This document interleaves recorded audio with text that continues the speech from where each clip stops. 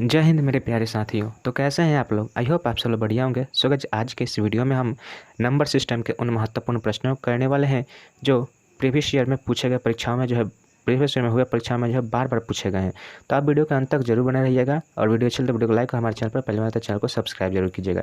कोशिश कीजिएगा कि आप इन सभी प्रश्नों को अपने आप से करने की कोशिश कीजिएगा और वीडियो के अंत में कमेंट करके जरूर बताइएगा कि आपने इन सभी प्रश्नों में से कितने प्रश्नों का जवाब अपने से कर सकते थे। तो चलिए बिना देर के वीडियो को स्टार्ट करते हैं। तो देखिए यहाँ पे पहला नंबर प्रश्न हमारा कि एक संख्या तथा 72 का गुणनफल उसी संख्या तथा 27 के गुणनफल से 360 अधिक है, तो उस संख्या हमें ज्ञात करनी है। ठीक है, देखिए एक संख्या है जिसका संख्या का 72, मान लीजिए हम उस संख्या को क्या मानते हैं, वो संख्या मान लीजिए उसको हम x मानते हैं। ठीक है, उस संख्या को x मान लिए। बोल रहा है कि उस संख्या का 72 का गुणनफल, ठीक है, संख्या का जो 72 गुणनफल यानी 72x, उसके बाद बोल रहा है कि तथा उसी संख्या का 27 के गुणनफल से 360 अधिक है। ठीक है, यानी कि -300, यहाँ पे क्या होगा 27x होगा। ठीक है, 27x होगा। यह जो है इसका अंतर है कितना है 360 है। ठीक है, अब देखिए इनका अंतर 360 है। बस इसी समीकरण को हमें हल करना था। आप बस क्वेश्चन समझने में है आपको जो दिक्कत हो सकती है, बाकी इस सवाल में कुछ नहीं है। देखिए अब इसको हम घटाते हैं तो कितना होगा, तो 7 में से 5 जाएगा, 2 में से 7 जाएगा तो क्या आएगा 5 आएगा, और इधर बचेगा 6 में से 2 जाएगा तो कितना आएगा 4 आएगा, यानी 45x इक्वल टू कितना हो जाएगा हमारा 360। ठीक है, अब यहाँ से हमें x का मान निकालना है, तो x का मान निकालने के लिए क्या कीजिएगा 360 बटा 45 कीजिएगा। अब आप इसको काटिए तो 9 पचे 45 और यहाँ पे क्या हो जाएगा 9 चौका 36 और यहाँ पे 0 होगा, और फिर इसको काटेगा तो 5 8 क्या हो जाएगा 40 हो जाएगा, यानी कि हमारा जो x का मान आ गया 8 आ गया। तो यहाँ पे वह संख्या क्या हो जाएगी, वह संख्या जो है हमारा 8 हो जाएगा। तो ऑप्शन नंबर देखिए सी जो है इस क्वेश्चन का राइट आंसर हो जाएगा 8 हो जाएगा। ठीक है, उम्मीद करते हैं क्वेश्चन समझ में आया होगा आपको। चलिए अब बढ़ते हैं नेक्स्ट प्रश्न की ओर। तो देखिए यहाँ पे हमारा दूसरा नंबर देखिए प्रश्न क्या है। तो देखिए दूसरा नंबर प्रश्न बोल रहा है कि n बराबर 3 के पावर 5 मल्टीप्लाई 5 के पावर 3 मल्टीप्लाई 7 के पावर 2 के सभी गुणनखंडों की संख्या बताना है। ठीक है, संख्या में बताना है कि कितना होगा। तो देखिए जब भी आपको इस तरह का सवाल दिया हो, ठीक है, और क्वेश्चन में आपको क्या पूछा हो, सभी संख्याओं के गुणनखंडों के संख्या पूछा हो, तो देखिए हम आपको बताते हैं किस तरह से आप इसको सॉल्व कर सकते हैं। बहुत ही सिंपल सवाल है, 2 सेकंड का सवाल है। देखिए कैसे करेंगे। देखिए जब भी इस तरह का सवाल मिले तो ऊपर वाला घात को देखिएगा, आप घात पे टारगेट कीजिएगा। यहाँ पे घात से ही आप उसके गुणनखंडों की संख्या निकाल सकते हैं। तो देखिए यहाँ पे 3 का घात कितना है 5 है, और यहाँ पे 5 का घात कितना है 3 है, और 2 का घात कितना है 7 का घात 2 है। तो इसमें क्या होता है कि देखिए जितने भी घात है उसमें से एक एक संख्या बढ़ाकर आपस में मल्टीप्लाई कर दिया जाता है। जैसे कि इसका 3 का घात कितना है 5 है, तो 5 में हम 1 करेंगे जोड़ेंगे तो क्या आ जाएगा 6 हो जाएगा। ठीक है, और मल्टीप्लाई यहाँ पे देखिए 3 है तो 3 1 बढ़ाएंगे तो कितना हो जाएगा 4 हो जाएगा। उसी तरह से यहाँ पे 2 है तो इसको 1 बढ़ाएंगे तो कितना हो जाएगा 3 हो जाएगा। अब इसको मल्टीप्लाई कर देना है, तो देखिए 6 चौका 24 और 24 3 कितना हो जाएगा 72 हो जाएगा, यानी गुणनखंडों की संख्या कितनी हो जाएगी 72 हो जाएगी। ऑप्शन नंबर सी जो है इस क्वेश्चन का राइट आंसर हो जाएगा 72। ठीक है, अब चलते हैं हम अगले प्रश्न की ओर। तो देखिए यहाँ पे अगला यहाँ पे हमारा प्रश्न है, जहाँ पे क्वेश्चन बोल रहा है तीसरा नंबर प्रश्न में कि उस संख्या के उस न्यूनतम संख्या के अंकों का योगफल हमें बताना है कितना होगा, जिसे 15, 18 और 27 से विभाजित करने पर प्रत्येक स्थिति में समान शेषफल 9 प्राप्त होता है, और वह संख्या 11 से भी पूर्णतः विभाज्य होनी चाहिए। देखिए 15, 18 और 27 से किसी संख्या को भाग देने पर जो है प्रत्येक स्थिति में शेषफल हमें क्या बचना चाहिए 9 प्राप्त होना चाहिए, और वह संख्या जो है 11 से भी पूर्णतः विभाजित हो जाना चाहिए। ठीक है, यह लास्ट एक शर्त है। तो चलिए इस सवाल को देखिए हम कैसे सॉल्व करते हैं। तो देखिए यहाँ पे हमें क्या करना होगा 15, 18 और 27 का क्या करना होगा एलसीएम लेना होगा। ठीक है, तो चलिए हम यहाँ पे लेते हैं एलसीएम। तो 15, 18 और उसके बाद क्या है 27, इसका एलसीएम लीजिएगा। तो यहाँ पे क्या लीजिएगा 3 से कीजिएगा तो 3 5 15, 3 6 18 और 3 9 27 हो जाएगा। एक और एक एलसीएम यहाँ पे चलिएगा तो देखिए यहाँ पे क्या होगा 3 से पुनः लीजिएगा 5 हो जाएगा, यहाँ पे 2 हो जाएगा, और यहाँ पे क्या हो जाएगा 3 हो जाएगा। अब देखिए इसके आगे एलसीएम नहीं जाएगा तो क्या करेंगे हम आपस में इसका मल्टीप्लिकेशन कर देंगे। तो देखिए 3 3 के 9, 9 5 45, 45 दूना का 90, और 90 3 का कितना हो जाएगा 270 हो जाएगा। ठीक है, तो यहाँ पे हमारा एलसीएम जो निकल कर आ गया कितना आ गया 270 आ गया। अब देखिए 270 में आप क्या कीजिएगा, यहाँ पे प्लस के करना है और मल्टीप्लाई के करना है और प्लस 9 करना है। ठीक है, इस तरह से करने से जो हमारी संख्या जो प्राप्त होगी वह तो 15, 18 और 27 से विभाजित करने पर 9 शेष देगी, परंतु वह संख्या 11 से विभाजित होगी कि नहीं ये हमें ज्ञात करना है। ठीक है, तो मान लीजिए अगर हम के का मान हम पुट करेंगे, जैसे के का मान 1 2 3 4 आप रहकर पुट कर सकते हैं। ठीक है, और देखना होगा कि वह क्या 11 से विभाजित हो रही है, वही संख्या हमारा राइट आंसर हो जाएगा। ठीक है, तो देखिए यहाँ पे अगर हम के का मान 1 रखते हैं तो 270 और प्लस 79 यानी कि 279 हो जाएगा। और 11 का विभाज्यता का नियम है कि अल्टरनेट जो है उनके योगों का अंतर जो है अल्टरनेट करने के बाद जो है संख्या के अल्टरनेट योगों का जो अंतर है वह 11 होना चाहिए या फिर 0 होना चाहिए या फिर 11 का मल्टीप्लिकेशन हो जाए। ठीक है, तो देखिए यहाँ पे कितना है, तो देखिए 2 और 9 कितना हो जाएगा, 11 हो जाएगा। 11 और 7 में कितने का अंतर है, 11 और 7 में 4 का अंतर है। यह ना तो 0 है ना ही कितना है 11 है। ठीक है, तो यह जो ये के का मान यहाँ पे हम 1 नहीं ले सकते हैं। ठीक है, अगर हम 1 ना लें तो क्या हम 2 लेकर देखते हैं, तो देखिए 2 अगर आप रखिएगा के मान पे, तो 2 रखिएगा तो क्या होगा, 270 मल्टीप्लाई कितना हो जाएगा, 270 मल्टीप्लाई 2 और प्लस 9 होगा। तो इसको आप जब मल्टीप्लाई कीजिएगा तो क्या होगा, 270 कीजिएगा तो कितना आ जाएगा, 540 आएगा और प्लस 9 हो जाएगा यानी कि 549। ठीक है, तो 549 को आप अगर जोड़िएगा तो देखिए कितना 5 और 9 और 5 कितना हो जाएगा 9 और 5 14। 14 में से 4 घटाइएगा, 14 में से 4 घटाइएगा तो हमारा संख्या आएगा कितना 10। तो 10 यह जो है 11 से विभाजन नहीं है। ठीक है, 11 का विभाज्यता का नियम होता है कि अल्टरनेट संख्याओं के जो योग का अंतर या तो 0 होना चाहिए या फिर 11 होना चाहिए, परंतु यहाँ पे 10 आया तो यह भी हमारा जो हम 1 को भी नहीं लेंगे और 2 को भी नहीं लेंगे। ठीक है, तो इसी तरह से संख्या रखकर देखना होगा। तो चलिए हम 4 को रखते हैं। 4 को रखने पर क्या हमारा आंसर आ रहा है, आना चाहिए। चलिए देखते हैं हम यहाँ पे, तो क्या करेंगे, यहाँ तो 270 और मल्टीप्लाई 4 और प्लस 9 करना होगा। ठीक है, तो 270 में 4 से मल्टीप्लाई कीजिएगा तो कितना होगा, 0 7 चौक 28 हासिल 2 4 दूना 8 और 2 10। ठीक है, और प्लस यहाँ पे 9 है, यह 10 है। ठीक है, अब इसको आप जोड़िएगा तो कितना हो जाएगा, 1089 होगा। अब देखिए 1089 क्या हमारा 11 से विभाज्य है, तो अगर आप इसका अल्टरनेट कीजिएगा तो देखिए 1 और 8 9 हो जाएगा और 0 और 9 कितना हो जाएगा, 9 हो जाएगा।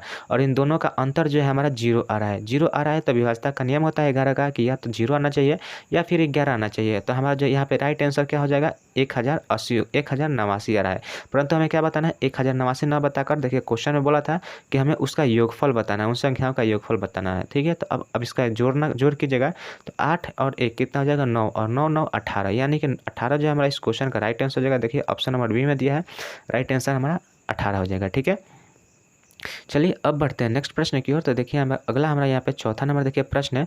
चौथा नंबर प्रश्न देखिए क्या बोल रहा है,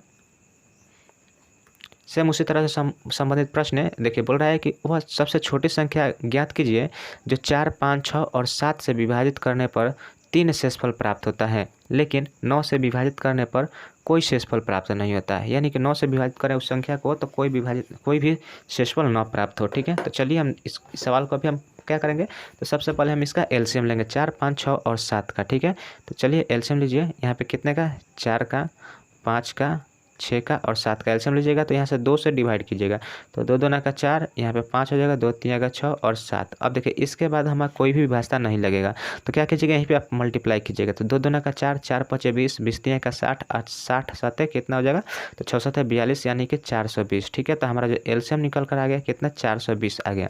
अब हमें क्या करना है, 420 आ गया और उसके बाद बोल रहा है कि 3 शेषफल प्राप्त होना चाहिए, तो इसमें क्या कीजिएगा, +3 कीजिएगा। तो देखिए 3 करने पर कितना हो रहा है, तो 423 हो रहा है। अब देखिए हमें बताना है कि वह संख्या 9 से विभाजित होना चाहिए। क्या यह संख्या 9 से विभाजित है? अगर 9 से विभाजित नहीं होगी तो हम इसका 420 का 2 गुना करेंगे और उसमें 3 जोड़ेंगे। वो भी नहीं होगा तो 420 का 3 गुना करेंगे और उसमें 3 जोड़कर देखेंगे कि क्या वो संख्या 9 से विभाजित हो रहा है।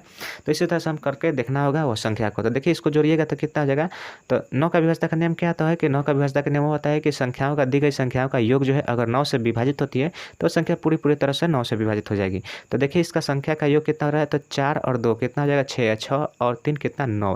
यानी कि इसका योग 9 आ रहा है, तो 9 आ रहा है तो वह जो संख्या है कितना, 9 से जो है पूर्णतः विभाजित हो जाएगी।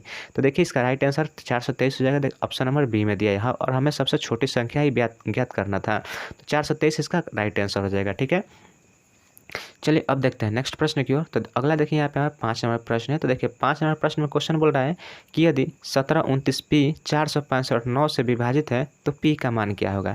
हमें 9 से विभाज्यता का नियम इसमें ज्ञात पता होना चाहिए। अगर 9 से विभाज्यता का नियम मालूम है हमें तो ये जो संख्या है मात्र 2 सेकंड 4 सेकंड का है। ठीक है, चलिए देखिए हम इसके 9 के विभाज्यता का नियम क्या होता है। तो 9 का विभाज्यता का नियम होता है कि दी गई संख्याओं का योग 9 से विभाजित होना चाहिए। ठीक है, तो दी गई संख्याओं का आप योग निकालिए तो इसको जोड़िएगा तो जो ये कितना हो जाएगा, तो देखिए यह 9 है तो आप इसको 9 काट दीजिए। ठीक है, अब देखिए यहाँ पे 5 और 4 कितना हो जाएगा, 9 हो जाएगा, तो आप इसको भी काट दीजिए।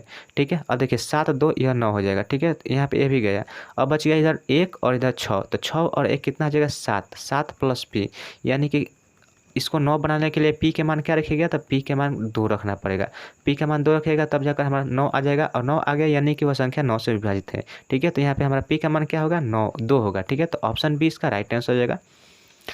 ठीक है, चलिए अब बढ़ते हैं नेक्स्ट प्रश्न की ओर। तो देखिए नेक्स्ट यहाँ पे 6ठा नंबर देखिए प्रश्न है। क्वेश्चन बोल रहा है कि 4x² y और 16x y क्यूब और 2x क्यूब y का महत्तम समापवर्तक HCF निकालना है। ठीक है, तो देखिए जब भी आपको इधर बहुपद में आपको जो संख्या दिया हो और उसका महत्तम समापवर्तक निकालना है तो HCF में क्या करते हैं, तो देखिए HCF आप इसका लीजिएगा तो देखिए जो भी संख्या है उसका जो है न्यूनतम घात वाला हमें लेना होता है। ठीक है, तो देखिए यहाँ पे 4 है और यहाँ 16 है और 2 है, तो इनका अगर HCF निकालिएगा तो 4, 16 और 2 का HCF क्या होगा, तो यहाँ पे 2 हो जाएगा। ठीक है, अब देखिए x वाला जो स्क्वायर में है तो इसमें जो जितना घात, जिस संख्या का जितना घात कम हो वही संख्या में HCF होता है और वह कॉमन भी होनी चाहिए। ठीक है, तो देखिए इसमें x सभी में x है। ठीक है, तो x का सबसे न्यूनतम घात कितना है, तो देखिए यहाँ पर है 1। ठीक है, 1 है, तो यहाँ पे हम क्या करेंगे, x ले लेंगे। ठीक है, अब देखिए y का भी हमें न्यूनतम घात देखना होगा। ठीक है, तो यहाँ पे y का न्यूनतम घात देखिए यहीं पे है जहाँ पर 1 है। ठीक है, यहाँ पे भी 1 है और यहाँ पे भी 1 है। ठीक है, तो और यहाँ पे y क्यूट है, तो हमें क्यूट सबसे न्यूनतम घात लेना होता है, तो यहाँ पे 1 ही लेंगे। ठीक है, तो यानी कि इसका HCF क्या हो जाएगा, तो HCF 2xy हो जाएगा। देखिए ऑप्शन नंबर बी में दिया है 2xy, इसका राइट आंसर क्या हो जाएगा, ऑप्शन नंबर बी। ठीक है, कमेंट करके जरूर बताइएगा कि आपको वीडियो कैसी लग रही है। चलिए अब देखिए नेक्स्ट और लास्ट देखिए लास्ट प्रश्न है हमारा। तो देखिए 7 नंबर प्रश्न है कि यदि 9 अंकों की संख्या इतना जो है 45 से विभाज्य है तब x प्लस y का अधिकतम मान क्या होगा। हमें यहाँ पे x y का अधिकतम मान रखना है और बताना है कि यह संख्या 45 से कैसे विभाजित है। ठीक है, यह संख्या क्या है, तो 4, 7, 5, 5, यहाँ पे x है, 3, 6, 7, 8 और यहाँ पे y है। ठीक है, हमें यहाँ पे x और y का मान बताना है। तो चलिए x और y का हम मान देखते हैं क्या कर सकते हैं। तो देखिए 45 से वह संख्या अगर विभाज्य है तो 45 संख्या है तो वह संख्या जो है 5 से विभाजित होगी और 9 से भी विभाजित होगी। ठीक है, इस तरह से हम संख्या को तोड़ देंगे। तोड़ देने के बाद 5 और 9 से वह संख्या विभाजित होगी। तो देखिए 5 का व्यवस्था का नियम होता है कि संख्या के अंत में या तो 0 हो या तो 5 हो, यही दोनों होना चाहिए, तभी जाकर वह संख्या 5 से विभाजित होगी। ठीक है, देखिए संख्या के अंत में हमारा क्या है, यहाँ पे y है और y का मान हमें क्या लेना है, अधिकतम लेना है।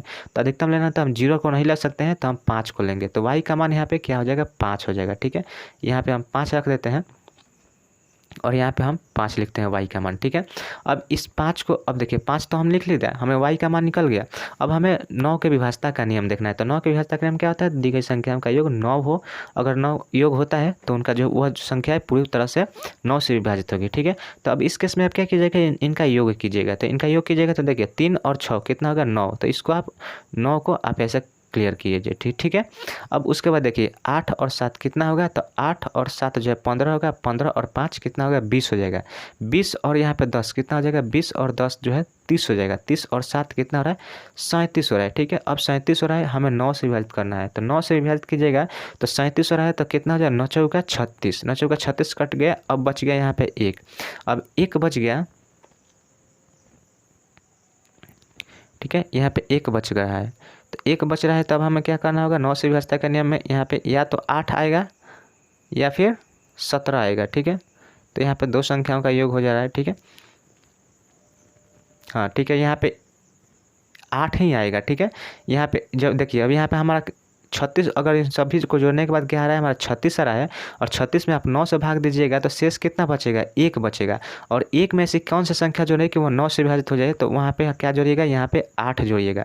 8 जोड़िएगा तो वो संख्या जो है 9 से विभाजित हो जाएगी। अब x का मान हमें क्या निकल कर आ गया, 8 आ गया। ठीक है, यहाँ पे x का मान हम क्या रखेंगे, 8 रखेंगे, तो x का मान 8 हो गया। अब हमें इन दोनों का योग करना है। ठीक है, देखिए यहाँ पे क्वेश्चन में बोला गया था कि उनका योग हमें बताना है। तो 8 और प्लस 5 कीजिएगा तो 8 5 कितना हो जाता है, तो 8 5 13 होता है।